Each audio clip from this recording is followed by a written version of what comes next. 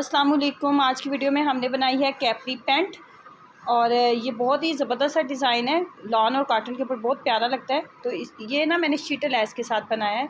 ये कुछ इस तरह की इसकी लुक आती है। ये देखें, जब आप पहनेंगे ना तो आपके फ्रंट पे ये इस तरह की लुक इसकी आएगी।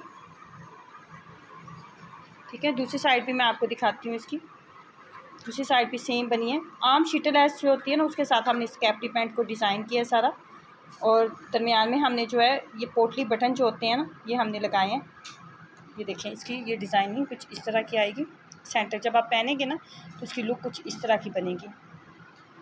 ये ऊपर तक लेस गई हुई है और ये कैप्री पैंट है। ठीक है, इसकी मुकम्मल वीडियो मैंने अपने चैनल के ऊपर लगाई है। इसकी कटिंग का क्या तरीका है, सारा कुछ।